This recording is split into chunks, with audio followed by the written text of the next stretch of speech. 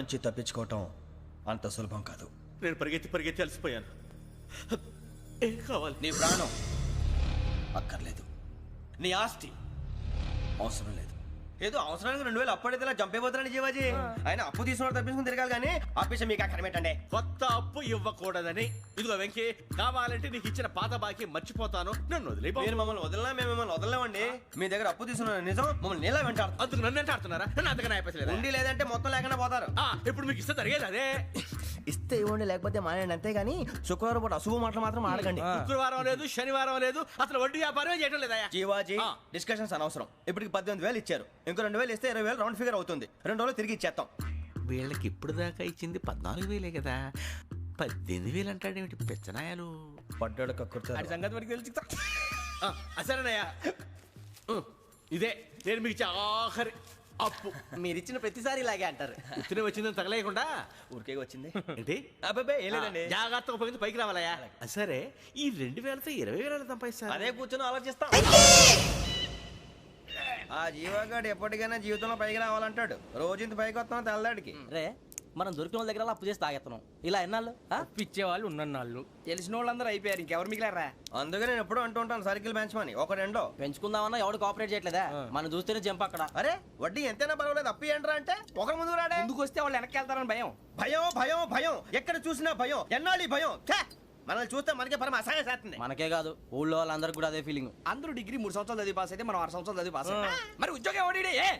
ఉద్యోగాలు ఇవ్వక, అప్పులు ఇవ్వక, తాగేది ఎలాగా, బతికేది ఎలాగా? అరే మనం మాత్రం మనుషులం కాదా? మనకి కోరికలు ఉండవా? ఇప్పుడు మనం ఆలోచించాల్సింది అది కాదు, రేపటికి ఎవరిని చంపాలి. కాలనీలో ఎవరు సార్?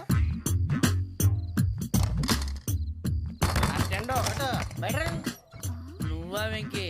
ఏంటి వెంకీ ఈ టైంలో వచ్చా? నీతో మాడే పని ఉంది, దా చెప్తా. ఏ బాగా నిద్రొస్తుందా?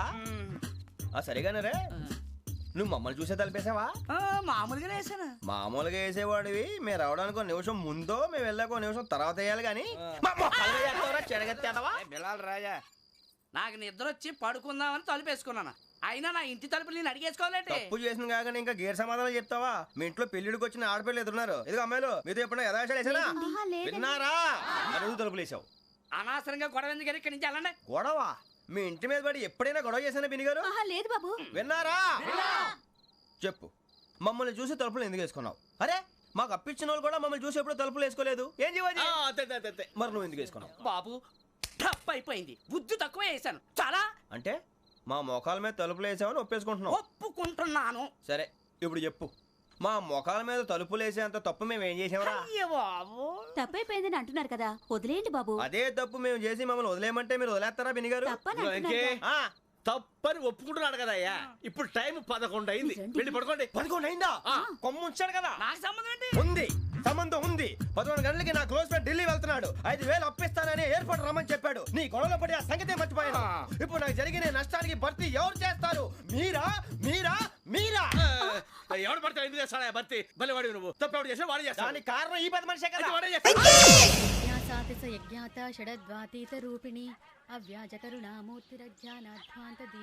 బీరు రమ్ము కలుపుకూడదు, తలకే పట్టేసింది. ఏంటే చదువుకుంటున్నావా? చదువుకో. దేనైనా వెనక్కి తీసుకురావాలం గానీ పోయిన కాలం వెనక్కి తీసుకురావడం ఎవడి వల్ల కాదు. టైం విలువ గురించి నువ్వు మాట్లాడడం. నువ్వు ఎలా పోతే నాకెందుకులే. ఏమ్మా నీ పూజ అయిందా? తలకే పట్టేసింది, కాస్త మజ్జిగుంటే ఇవే. మా నాయనే అందరూ పొద్దున్నే లేచి టీలు కాఫీలు అడుగుతుంటే నువ్వు మాత్రం మజ్జిగ అడుగుతున్నావురా. కాఫీలు టీలు తాగే స్టేజ్ వాడు ఎప్పుడో దాటిపోయాడు. రాత్రి తాగింది దిగాలంటే మజ్జిగే తాగాలి. నువ్వు తల దించుకోవడం ఎందుకురా? నీలాంటి యదవనగానందుకు నేనే దించుకోవాలి తల.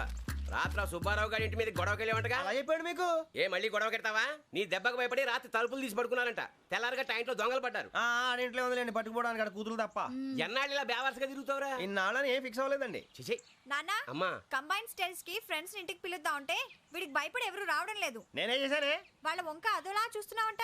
గొప్ప ఫిగర్లని అదోలా చూస్తాను, ఏదో మోహాలు వేసుకొని. చదిగా ఆ గొంతు ఆ వాళ్ళకం చూడలేకపోతున్నాను రా బాబు. చిన్నప్పుడు వచ్చి నా అలాగే ఉన్నావు, తెగ ముడిచిపోయారు. ఇప్పుడు నచ్చట్లేదు నాన్నగారు మీకు? నేను యదవలతో డిస్కస్ చేయను. నేను చేస్తాను.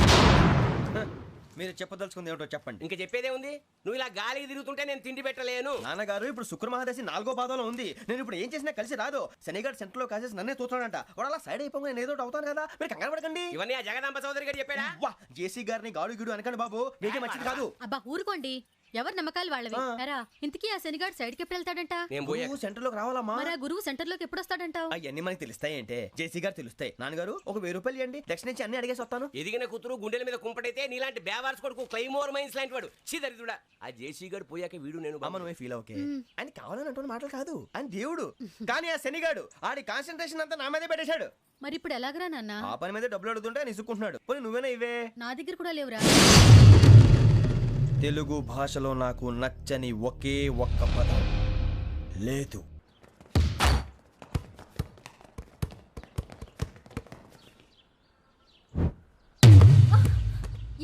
అరే సోరే బాల్ తీసుకురారా.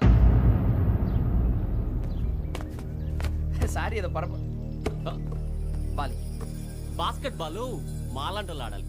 మీలాంటి మాసన కొడుకులు ఆడితే ఇలాగే ఉంటది. ఇలాగే ఇలాగే ఇలాగే ఉంటది.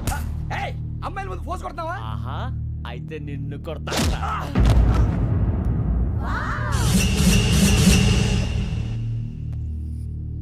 వాడు అమ్మాయిలు ఉన్నారని చూడరా ఎరా రెచ్చిపోతున్నాడు. బాస్కెట్ బాల్ మీ వాడి ఆట కానీ మీలాంటి మాసోళ్ళు ఆడే ఆట కాదు అంటున్నాడు రా. రే ఇంత ముందు 2-3 సార్లు కూడా ప్రతి విషయంలో జోక్యం చేసుకుని మన వాళ్ళు కొడుతున్నాడు రా. వాడిని ఏదో ఒకటి చేయాలరా, వాడిని వదలొద్దు.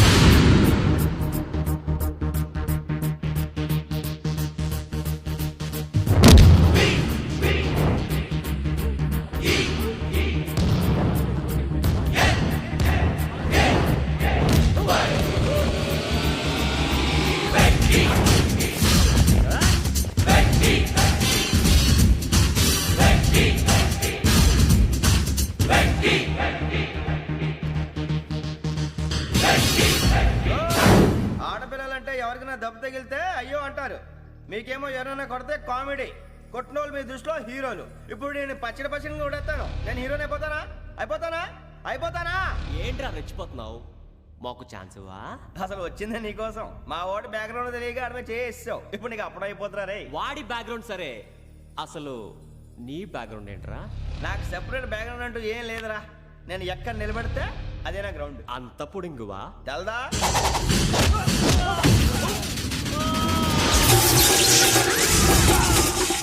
ఎవ్వా మన మామిడి కొట్టినప్పుడు వావ్ అన్నారు, ఇలాగే ఉంటుంది.